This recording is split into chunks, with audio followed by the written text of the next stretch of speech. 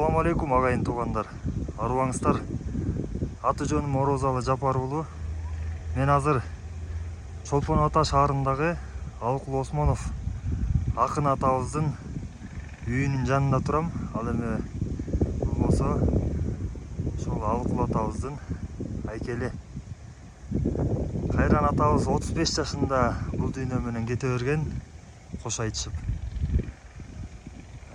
Быйыл Алыкул Осмонов атабыздын 110 жылдыгы болот.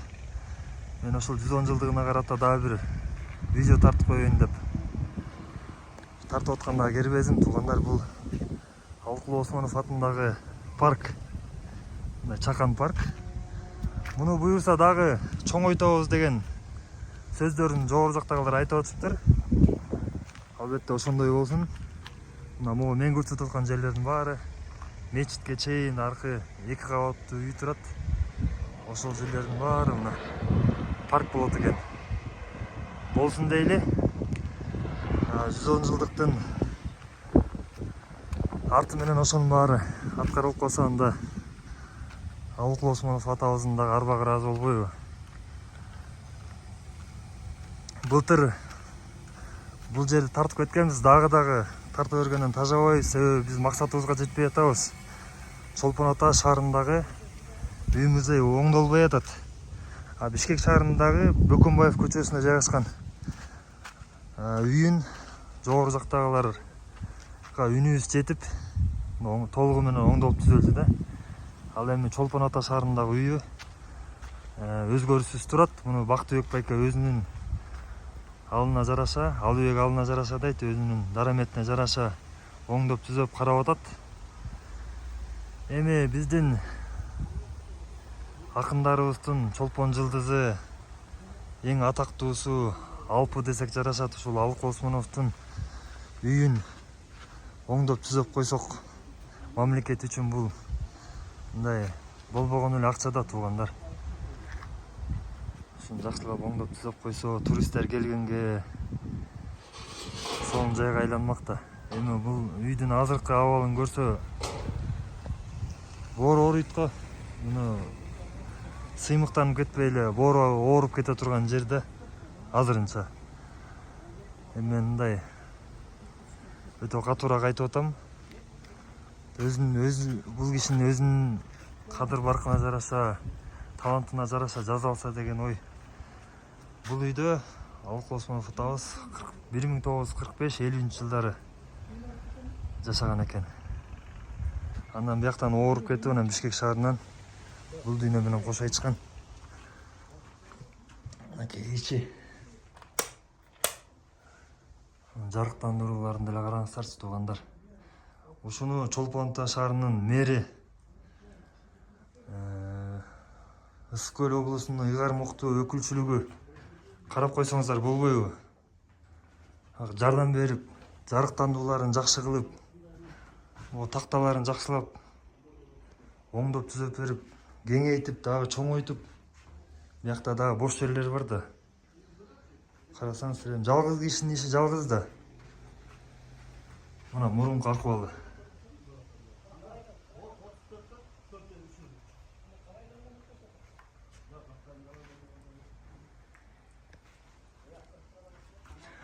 Ысык көл кээде тынчта, кээде толкун. Толкуса, толкунуна тең ортокмун.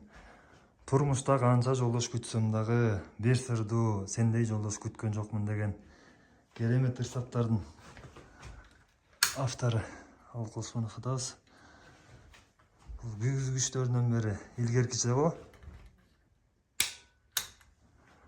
Мынакей, ушунун баарын сонун кылып, атайын адистер музейге окшотуп дагы алдынча кошумча кылса сонун болбойт беле.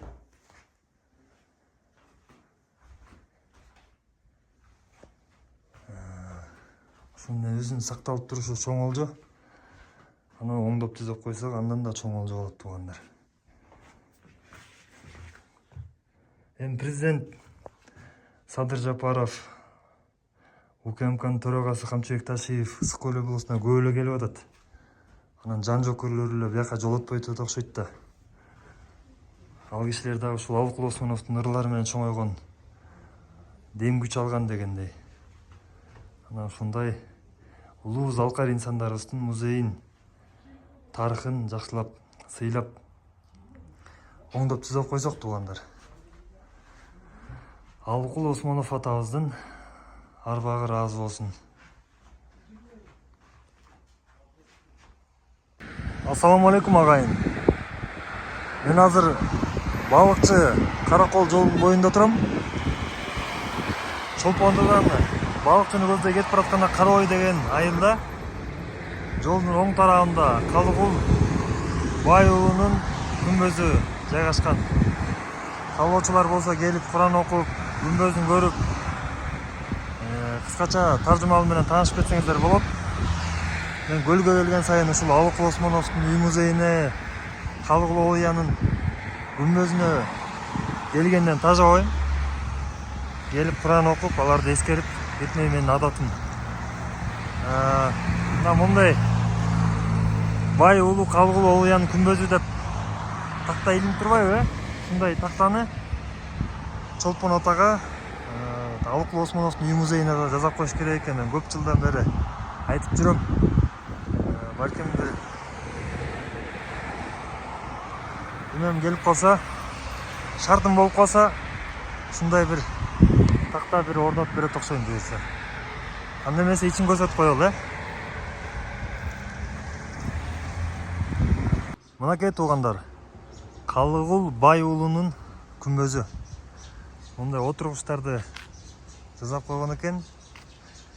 Калыгул Олуянын бир атактуу саптары бар.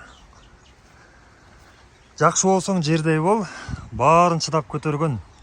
Таза болсоң суудай бол, баарын жууп кетирген деген сөздөр ушул Калыгул бай уулунуку.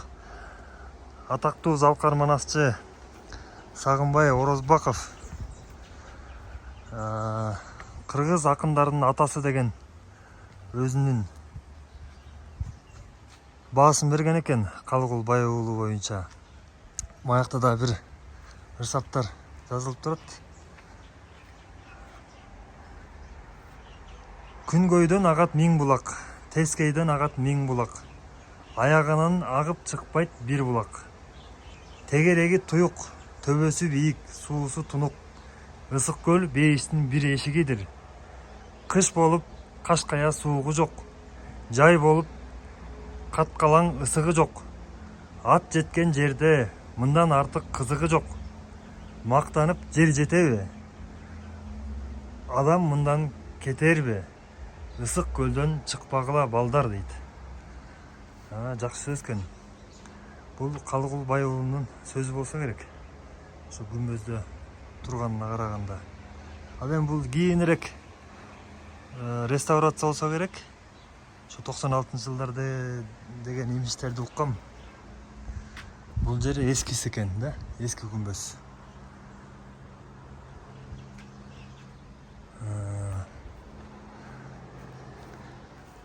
Калыгул бай уулу атабыз 1785 жылы туулуп, 1855 жылы бул дүйнөдөн өткөн. Арт жагына өтүп көрсөтүп коеюн. Бул жерде дагы мүрзөлөр бар экен. Төрт тарабында тең ушундай жазуулар бар экен. Калыгулдун жаңы күмбөзүн ичинде сакталып калган күмбөзүн 143 жыл мурда эл салган. Жаңы күмбөзүн Калыгулдун небереси Турдукан Усубалы уулу салдырды. Сентябрь-октябрь дейт. 1998 жылы. Ошол мына 98 жылы ушуну жаңыртып салышкан экен. Турдукан Усубалиев. Ушул кишинин Калыгул бай уулунун небереси же чөйрөсү болсо керек. Турдукан Усубалиев. Мына жакшыдан жакшы чыгат деген ушул. Баары бир кан өзүнүкүн кое бербейт экен да. Мыктылардан ушундай мыктылар акырып жүргөн чыгат экен. Өсөр элге кириш кирет. Өспөс элге уруш кирет. Жакшы чыккан азамат элин билер. Элин билген ал адам билим билер. Окуп карап ойлонуп илим билер. Эчен түрдүү адамдын тилин билер.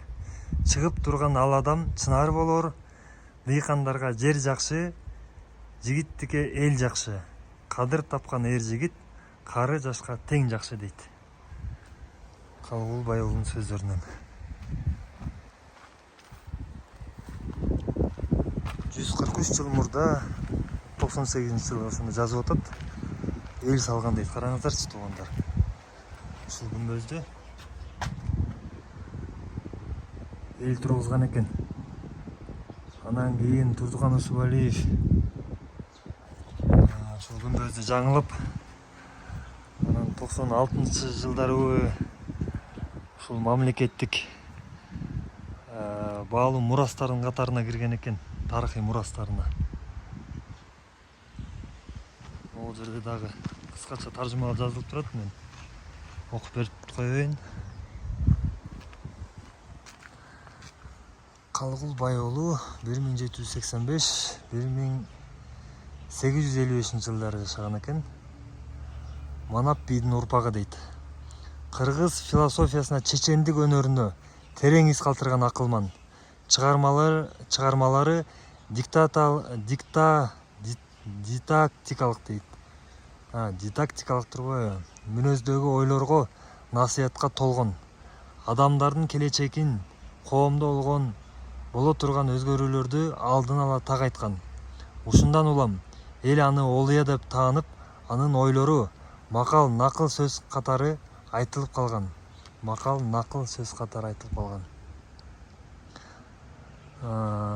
Саясий көз карашы боюнча Калыгул Байулу Когон хандыгынын жана падышачылык Россиянын баскынчы саясатына каршы турган. Калыгул өз алдынча Кыргыз хандыгын түзүүнүн демилгечиси катары Ормондун хан көтөрүлүшүнө жигердүү катышкан жана анын насаатчысы болгон дейт. Калыгул Олуянын күмбөзүн 1996-жылы Маданият министрлиги тарыхый архитектуралык мурас катары каттап, номер 8 паспорт берилип, мамлекеттин коругуна алынган. 1999-жылы күмбөзү түбөлүктүү сакташ максатында мавзолей курулган дейт. Эми кичине жазуусунда грамматикалык каталар бар экен. Эчтеме эмес. Жалпы жонунан сонун туугандар, ушул жерде келип Куран окуп, ата бабаларды эскерип кетиңиздер. Бар болуңуздар.